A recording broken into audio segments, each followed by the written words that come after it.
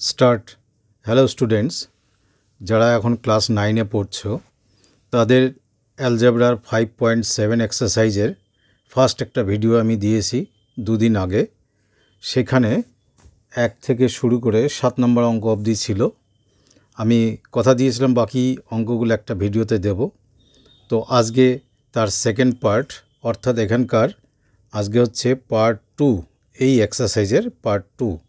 তো এই পার্ট 2 ভিডিওটি একটু লম্বা হবে, কারণ আমি এখানে সব অঙ্ক দেওয়ার চেষ্টা করেছি, কারণ এটা দুটো পার্ট করলে একটু অঙ্ক সংখ্যা কম হয়ে যাচ্ছে। তোমরা একটু ধৈর্য ধরে দেখে নিও, আশা করি তোমাদের কাজে লাগবে। সুতরাং একটু ধৈর্য নিয়ে এটাকে দেখে তোমরা কিন্তু খাতায় লিখে নেবে, খাতায় লিখে নিয়ে প্র্যাকটিস করবে। তো দু একটা অঙ্ক একটু বোঝানোর ব্যাপার আছে, মনোযোগ দিয়ে শুনবে। 9 নম্বর কোশ্চেন আমি 8 নম্বর বাদ দিতে বলেছি, আর পরের পেজের সম্ভবত 18 নম্বরটাকে আমি বাদ দিতে বলেছি, বাকি সব ইম্পর্টেন্ট। সুতরাং তোমরা ভালো করে দেখো। 9 নম্বর কোশ্চেন একটু কঠিন আছে। দেখো, গত বছরে বকুলতলা গ্রাম পঞ্চায়েত নির্বাচনে অখিলবাবু ও ছন্দাদেবী প্রার্থী ছিলেন। মানে এখানে জাস্ট দুজন প্রার্থী, আর কোনো প্রার্থী নেই। অখিলবাবু ছন্দাদেবীকে 75 ভোটে পরাজিত করেন। এইটুকু আগে আমি অঙ্কে কি লিখেছি সেটা আগে বুঝিয়ে নিই, পরের পার্টটা একটু ঝামেলার, বুঝিয়ে দিচ্ছি। তো আমি সবার আগে ধরলাম অখিলবাবুর প্রাপ্ত ভোট এক্স। প্রথমে ধরেছি অখিলবাবু, আর পরে নাম আছে ছন্দাদেবী, দুইজন প্রার্থী, তার ভোট ওয়াই। আর এই কথাটি তো লিখতে হয়, সেটা তোমরা জানোই, একবার মনে করিয়ে দিলাম। হয়তো কোনো অঙ্কে আমি লিখব না, তোমরা কিন্তু লিখে নেবে। এবার প্রশ্নানুসারে যে অখিলবাবু ছন্দাদেবীকে 75 ভোটে পরাজিত করে, তার মানে এটা কি? তার মানে হচ্ছে অখিল মাইনাস ছন্দা, এই দুইজনের ভোটের ডিফারেন্স কত? 75। যে জিতেছে তাকে সামনে রাখবো, যে হেরেছে তাকে পেছনে, ইকুয়াল টু 75। তাই অখিলবাবুর vote x minus Y equal to 75। এই হচ্ছে ইকুয়েশন 1। নিশ্চয়ই বুঝে গেছো। সেকেন্ড কেসটা একটু ঝামেলার। কীরকম?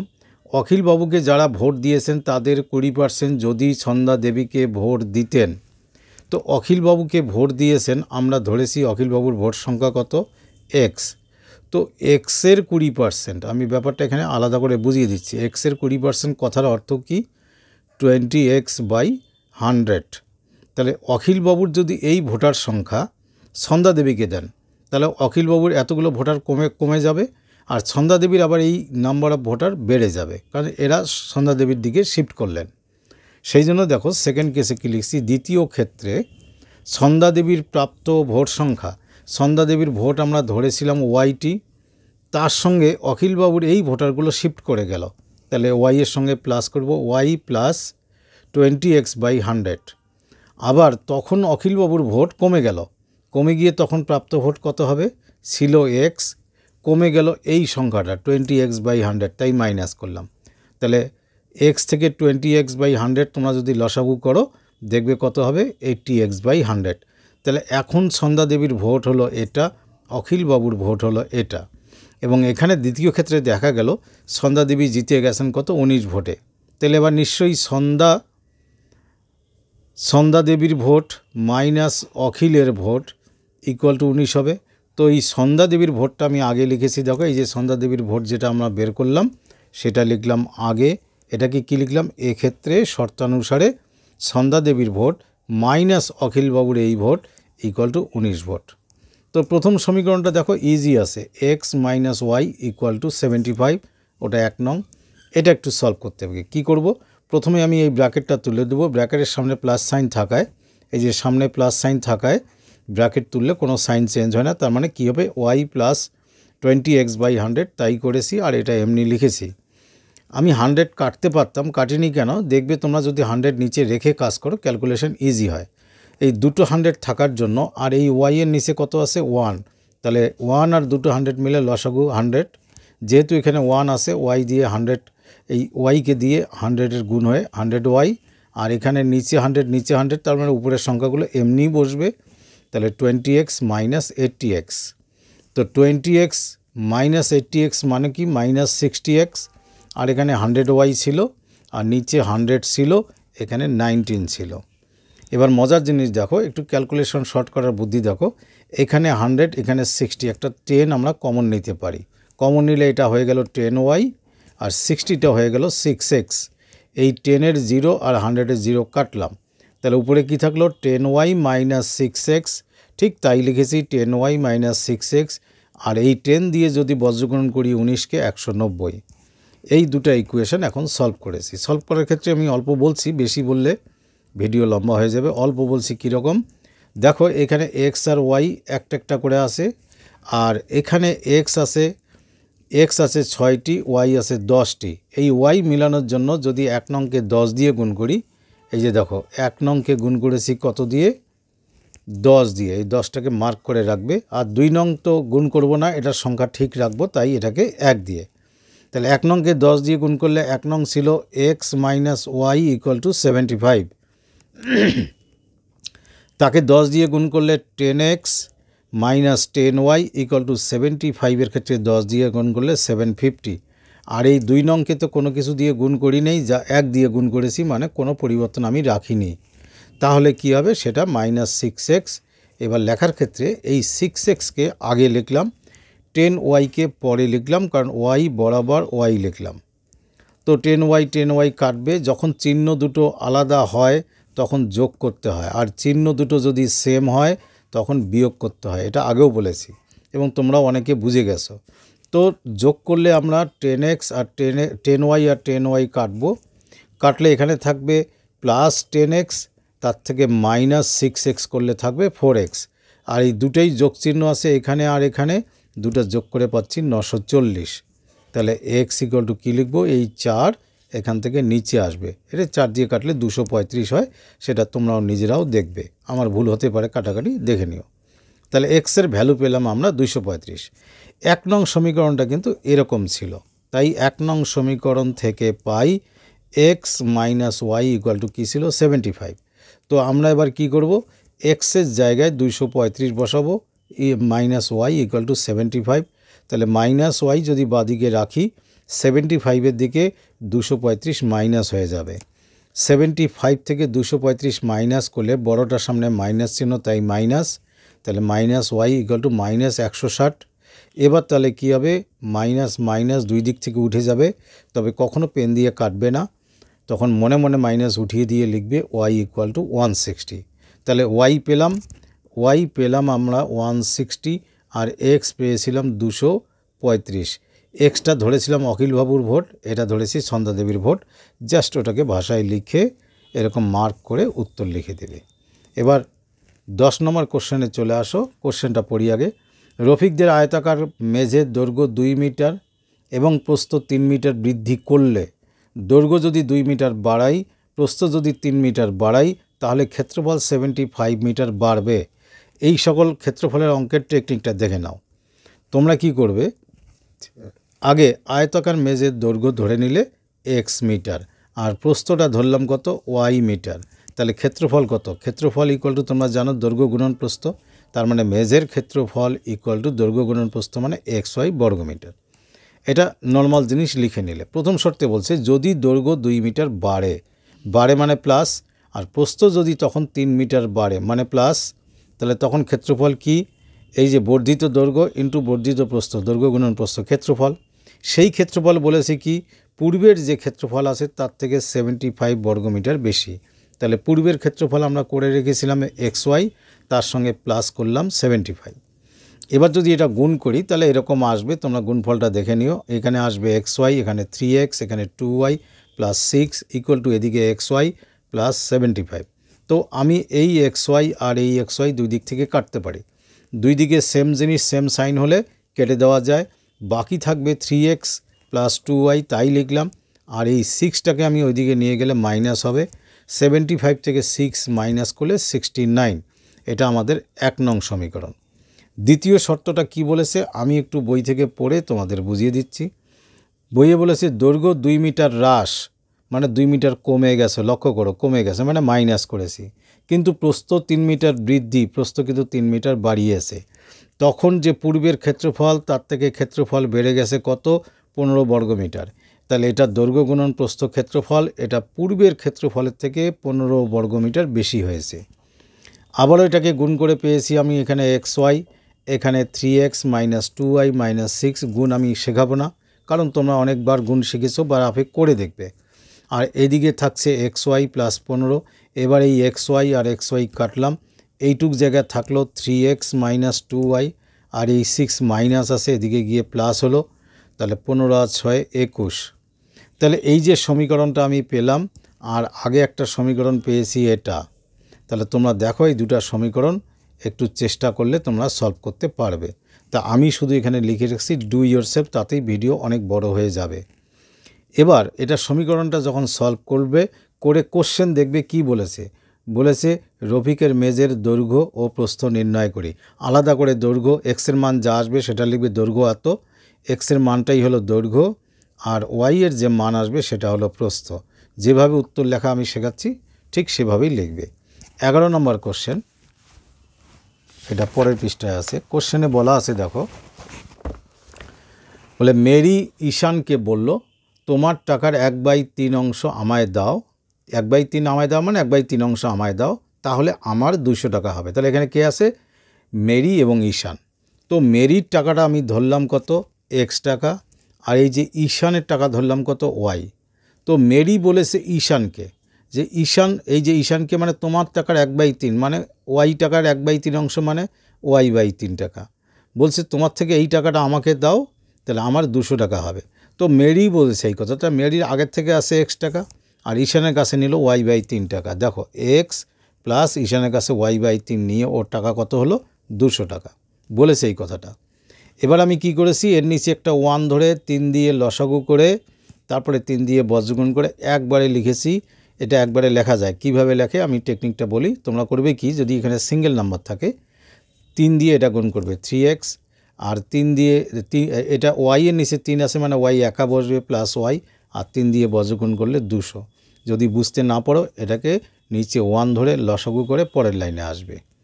ক্লাস 10-এ পড়ে একটু উন্নত ক্যালকুলেশন শিখতে হবে, না পারলে রাফে করে দেখবে।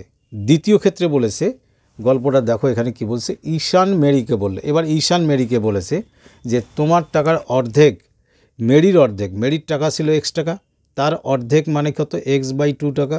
বলছে এই টাকাটা তুমি যদি আমাকে দাও, এটা ঈশান বলছে কিন্তু, এটা ঈশান বলতেছে যদি এই টাকাটা আমাকে দাও আমারও 200 টাকা হবে।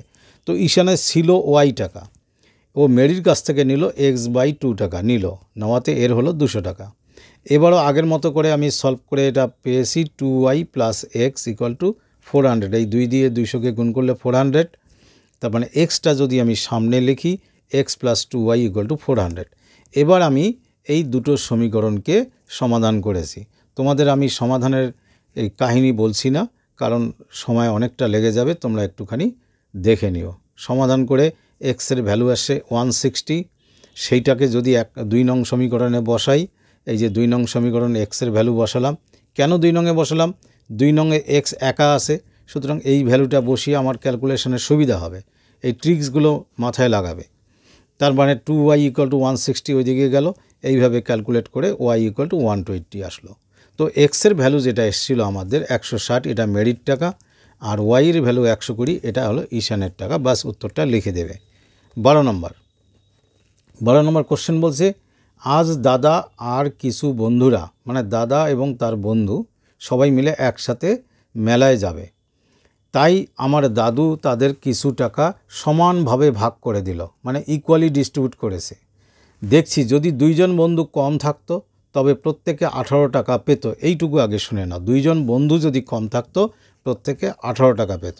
আমি ধরে নিচ্ছি দাদা এবং দাদার বন্ধুরা মিলে মোট লোক ছিল x জন, এবং তাদের মধ্যে যে টাকাটা ভাগ করে দেওয়া হয়েছে, দাদু যে টাকাটা পকেট থেকে বের করে ভাগ করে দিয়েছে সেটা হচ্ছে ওয়াই টাকা। এখানে যা লিখতে হয় তাই লিখবে, এটা তোমরা জানো। তাহলে বন্ধুরা ছিল x জন আর দাদু টোটাল টাকা দিয়েছে ওয়াই টাকা। তো প্রথম শর্তে বলেছে যদি 2 জন বন্ধু কম থাকতো, এই যে কম, তাহলে প্রত্যেকে 18 টাকা পেত। তাহলে এবার মোট টাকা কত হবে?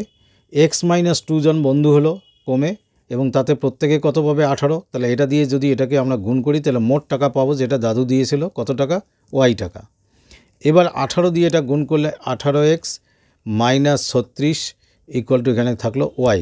তার মানে আমি 18x মাইনাস ওয়াই, এই যে ওয়াইটাকে যদি এদিকে আনি মাইনাস ওয়াই, আর 36 এদিকে গিয়ে প্লাস হলো, এখানে ছিল মাইনাস, এখানে এসে প্লাস। এটা প্রথম সমীকরণ পেয়ে গেলাম। দ্বিতীয় শর্তে বলছি কি, যদি বন্ধুরা এখানে দেখো আবার যদি 3 জন বন্ধু বেশি থাকতো, প্রত্যেকে 12 টাকা পেত। 3 জন বেশি থাকা মানে শুরুতে ছিল x জন, 3 জন বেশি মানে প্লাস, তাহলে এবার বন্ধু কত হলো x + 3, তখন সবাই পার হেড কত পেত 12, তাহলে মোট কত, মোট মানে তাহলে কী হবে গুণ, এই গুণ করে দাদুর টাকাটা যেটা দিয়েছিল টোটাল সেটা বেরিয়ে আসবে, অর্থাৎ ওয়াই টাকা। এটা 12 দিয়ে গুণ করো, 12x + 36 = ওয়াই, তার মানে 12x - 36 মাইনাস ওয়াই, এই ওয়াইটা বাদিকে আসলে মাইনাস হলো, 36 এদিকে মাইনাস হলো। তাহলে এই দুটো সমীকরণ আমরা পেয়ে গেলাম। এই দুটো সমীকরণ যদি সলভ করি, এবার একটা কথা বলি, আমি সমীকরণ সলভ করার সময় কিছু দিয়ে গুণ করিনি কেন, লক্ষ্য করো এখানে ওয়াই সিঙ্গেল আছে আর এটা তো ওয়াই সিঙ্গেল আছে, তাহলে সিঙ্গেল সিঙ্গেল থাকলে আর তো গুণ করার দরকার নেই, তখন কি লিখবে, শুধু লিখবে এখন, লিখে প্রথম সমীকরণটা লিখে এখানে ডট ডট দিয়ে 1 দিলে, ঠিক দ্বিতীয়টাও ওইভাবে লিখে ডট ডট দিয়ে 2 দিলে, এখানে কিন্তু কোনো গুণ করার ব্যাপার নেই। অনেকে লেখে যে 1 নংকে 1 দিয়ে এবং 2 নংকে 1 দিয়ে গুণ করে পাই, না, শুধু এখন লিখবে। এবারে আমরা দেখতে পাচ্ছি এই ওয়াই এর সামনে আছে মাইনাস সাইন, এই ওয়াই এর সামনে মাইনাস সাইন, একই সাইন থাকলে বিয়োগ করতে হয়, বিয়োগ করলাম, এই সাইনটা পাল্টে প্লাস হলো, আর এখানে প্লাস ছিল এটা মাইনাস হলো, এই মাইনাসটা প্লাস হলো। তাহলে 18 থেকে যদি 12 মাইনাস করি, কারণ এই যে সামনের চিহ্ন মাইনাস, তাহলে কত এক্স, 6x, ওয়াই তো কেটে দিয়েছি, আর 36 আর এই -36টা কী হয়ে গেলো +36, তাহলে টোটাল কত হলো 72, 6, 12, 72, তাই এখানে একবারে 12 লিখেছি। এগুলো একবারে লেখার অভ্যাস করবে। এই 12 মান যে এক্সের মান আছে সেটা এনে যদি আমরা এখানে বসাই, আমি এটা দেখো লিখেছি যেহেতু একটা সমীকরণ আমরা পেয়েছি, মানে এই যে দ্বিতীয়টা পেয়েছি, দেখো দ্বিতীয় শর্তের সময় পেয়েছিলাম কী ছিল, x + 3 × 12 = y, ঠিক সেই কথাটাই লিখলাম, x + 3 × 12 = y। এখানে এক্সের জায়গায় 12 বসালাম, 12 আর 3 কত হয় 15, 15 × 12 হবে, 15 × 12 = y, 15 × 12 মানে 180, তার মানে y = 180। এইবার কথাটা দেখো যে দাদা এবং তার বন্ধুরা কতজন ছিল, আমরা এক্সের মানটাই বলবো, সেই যতজন ছিল, কারণ এক্স ধরেছিলাম, তাহলে 12 জন, আর দাদু কত টাকা দিয়েছে ওয়াই টাকা, মানে কত হলো 180 টাকা। এটা হয়ে গেল 13 নম্বর।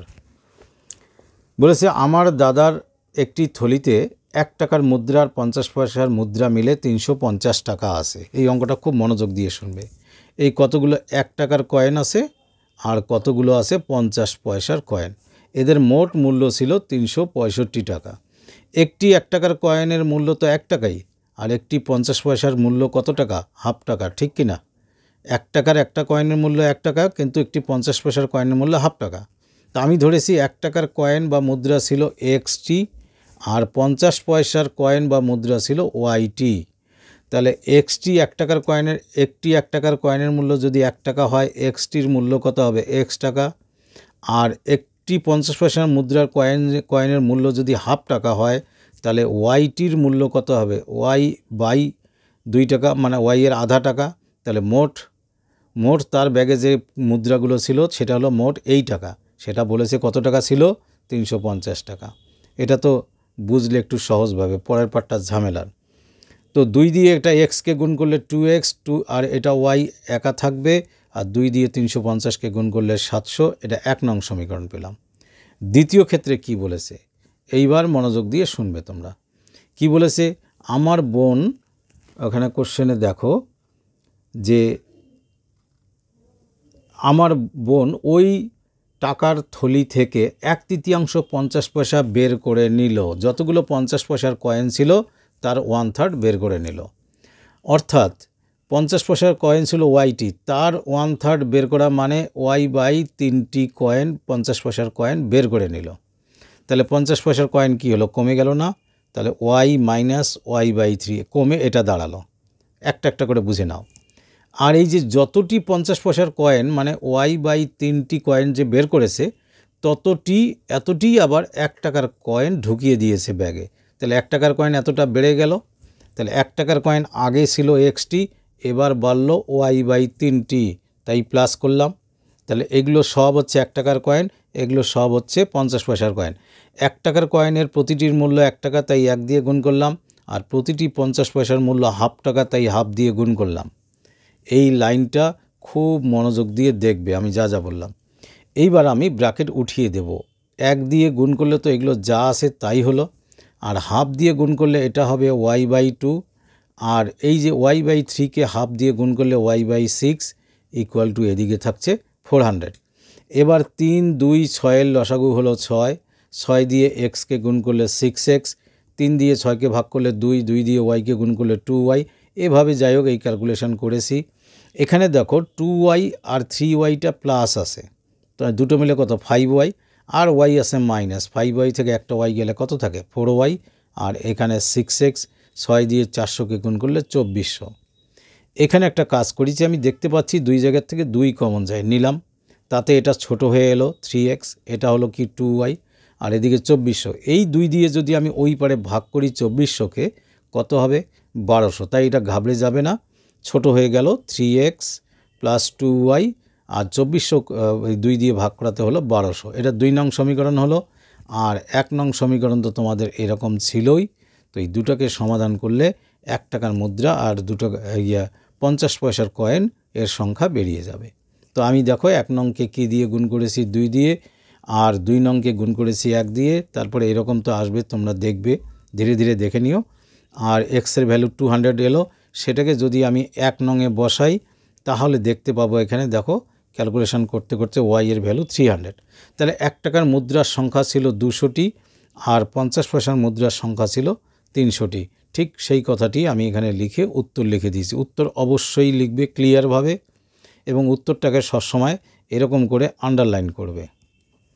এবার বলেছি কি 14 নম্বর কোশ্চেন দেখো, আজ মামার বাড়ি যাব, তাই একটি গাড়ি আমাদের বাড়ি থেকে সমবেগে মামার বাড়ির দিকে রওনা দিল।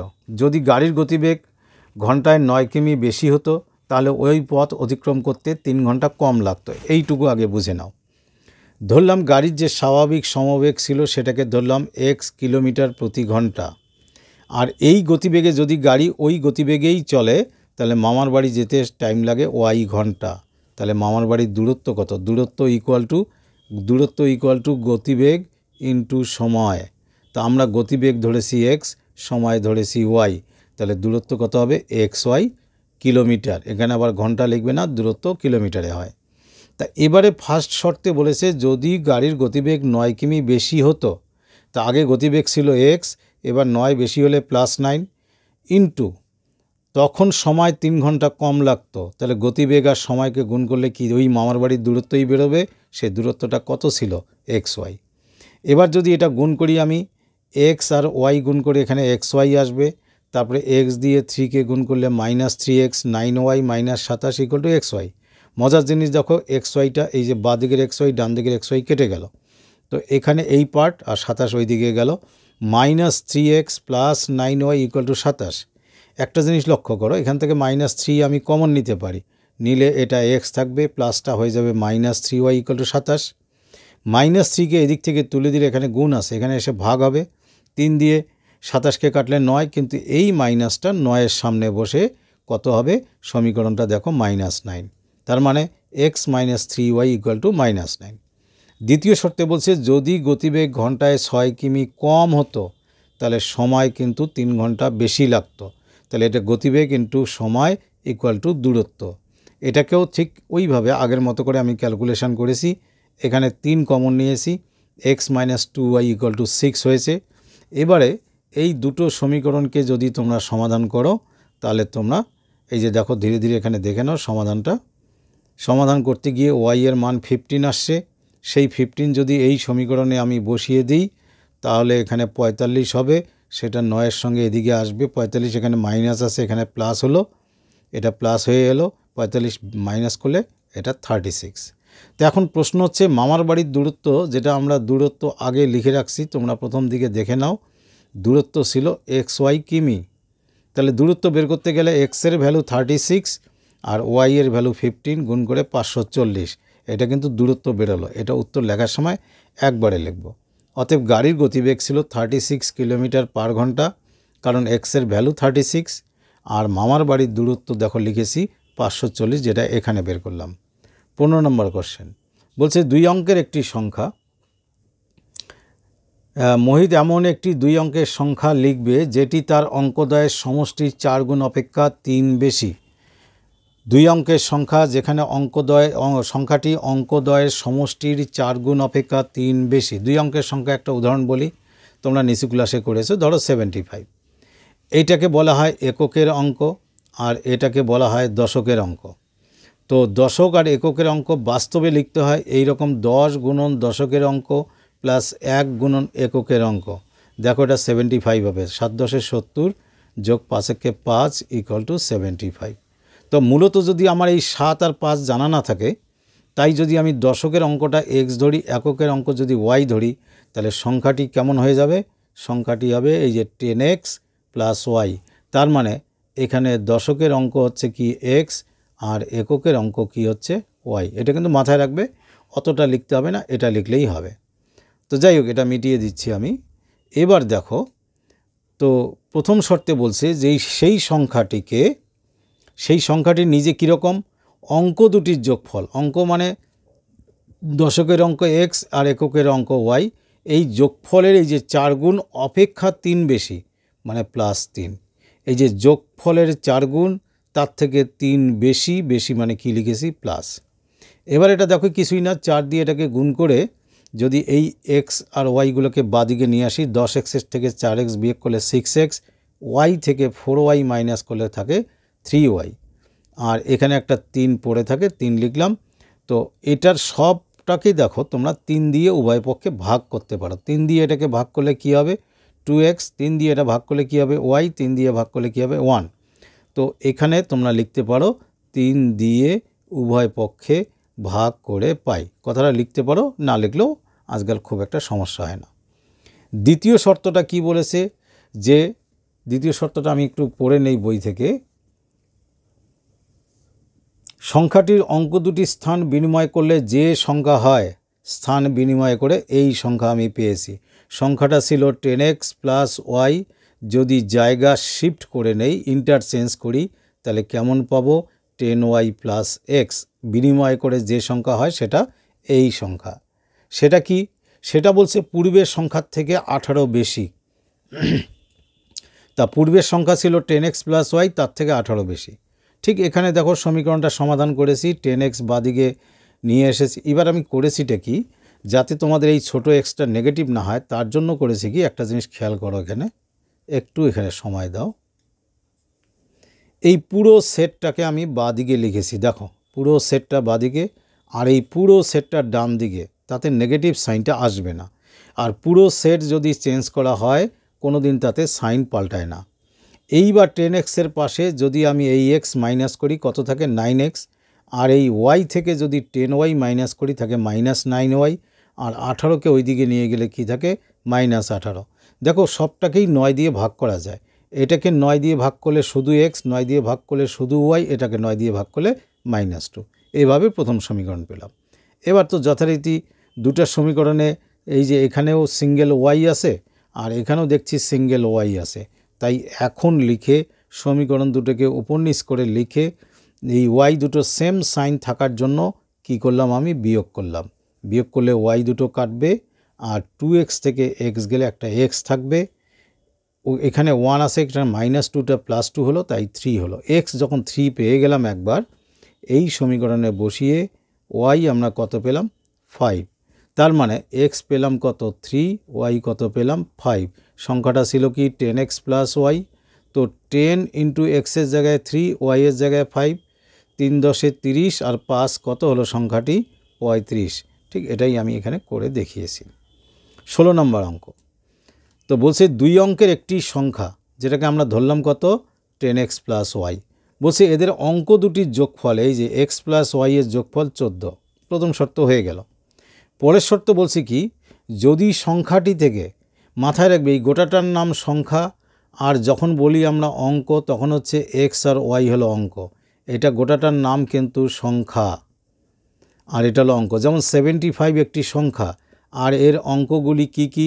একটা 7 আর একটা 5। এই কথাগুলো একটু বোঝার চেষ্টা করবে।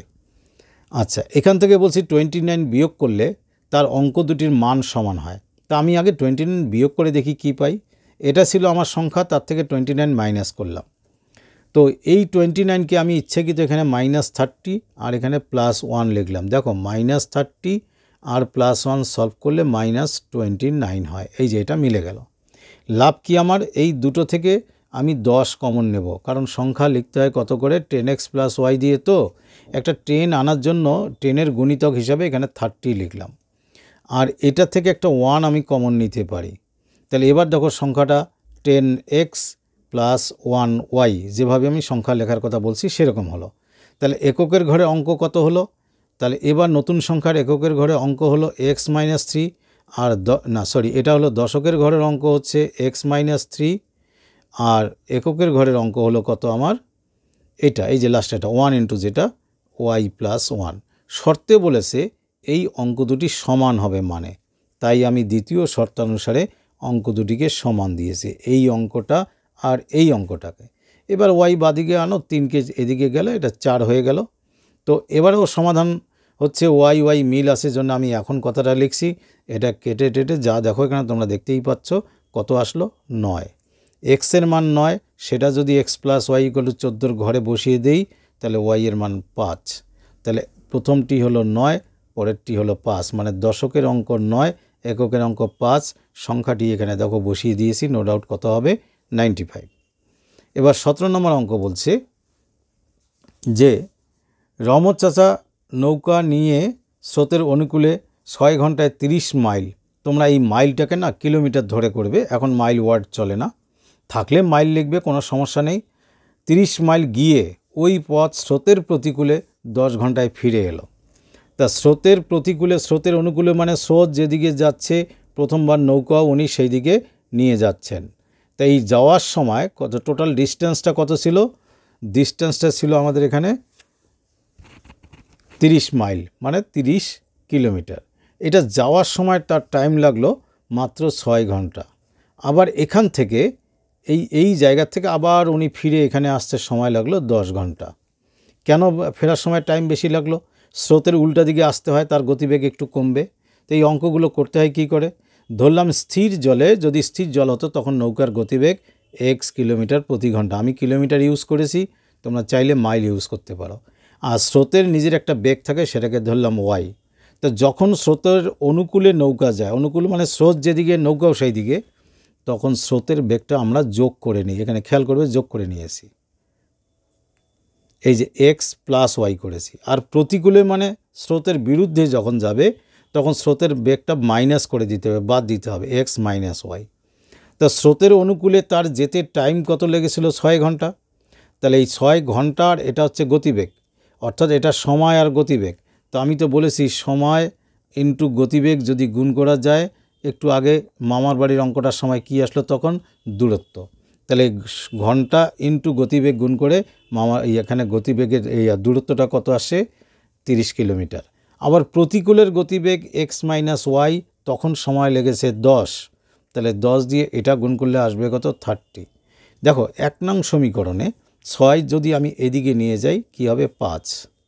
আর 2 নং সমীকরণে 10 এখানে গুণ আছে, এটাকে যদি এদিকে আনি 10 দিয়ে ভাগ করলে কত হবে, 3।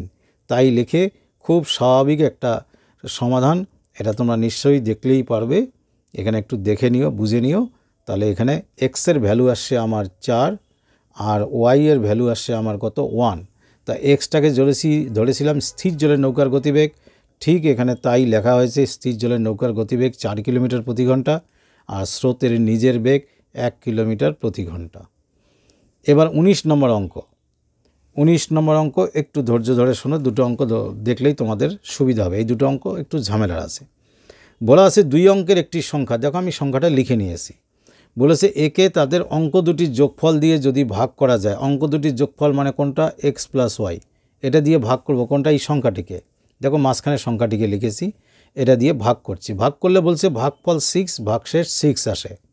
তা এটাকে কি বলা হয়, ভাজ্য। এটাকে কি বলে, ভাজক। এটা ভাগফল, এটা ভাগশেষ। তো আমরা তো জানি ভাজ্য = ভাজক গুণন ভাগফল যোগ ভাগশেষ। কোনটা, ভাজ্য = দেখো ঠিক তাই ভাজ্য = লিখেছি। ভাজক কোনটা, x + y, ইন্টু ভাগফল কোনটা 6, ভাগশেষ কোনটা 6। তো এখানে যখন আমি অঙ্কটা করলাম, যে এই অংশটা লিখেছি, এটা তোমরা রাফে করে দেখবে।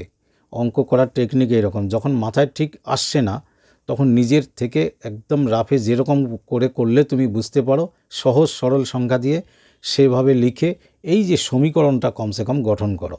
এরপরে কাজ বেশি নেই। 10x প্লাস ওয়াই, এখানে 6 দিয়ে গুণ করলে 6x, 6 দিয়ে ওয়াইকে গুণ করলে 6y প্লাস 6। দেখো 10xের থেকে যদি 6x মাইনাস করি, এই যে মাইনাস করলে 4x, আর এই ওয়াইয়ের থেকে 6y যদি মাইনাস করি কত আসবে, -5y। এই যে 6-এর সামনে মাইনাস আছে, -5y = 6, 1 নং সমীকরণ। দ্বিতীয়বার বলছে যে আমরা সংখ্যাটা ধরেছিলাম কি 10x প্লাস ওয়াই, বলছে একে যদি অঙ্ক দুটির স্থান বিনিময় করি, তখনকার মতো যদি জায়গা ইন্টারচেঞ্জ করি, তাহলে কেমন পাবো, 10y প্লাস x। এবার এই সংখ্যাটিকে, এই যে যেটা পেলাম সেটাকে যদি এর অঙ্ক দুটির যোগফল, মানে ওই ঘুরে ফিরে x plus Y, Y plus X মানে তো x প্লাস ওয়াই, সেটা দিয়ে যদি ভাগ করি, ভাগফল থাকে 4, ভাগশেষ থাকে 9। তোমরা কোশ্চেনে পড়ে দেখো। তো ভাজ্য ইকুয়াল টু ভাজক গুণন ভাগফল যোগ ভাগশেষ, বাস আর কিছুই না। 10y প্লাস এক্স, 4 দিয়ে এক্সকে গুণ করলে 4x, এখানে 4y, এখানে 9। এই 4xকে, এই এক্সটা আগে লিখছি, আমাদের এক্সটা সামনে রাখার চেষ্টা করি। এর পাশে 4x মাইনাস করে আনলাম, 10y এর পাশে 4y মাইনাস করে আনলাম, এখানে 9 ছিল। তো এটা মাইনাস করলে আসে -3x, এটা মাইনাস করলে আসে 6y = 9। এখানে একটা জিনিস আমি, একটা মজার জিনিস করেছি, সেটা তোমরা একটা স্টেপ এখানে বাড়িয়ে বোঝাচ্ছি। এই যে -3x প্লাস 6y = 9 আছে, সবগুলোর মধ্যে না 3 কমন যাচ্ছে। তো আমি -3 কমন নিলে কি থাকবে, এখানে থাকবে x, প্লাসটা কি হয়ে যাবে, -2y হবে, ইকুয়াল টু কত হবে, 9।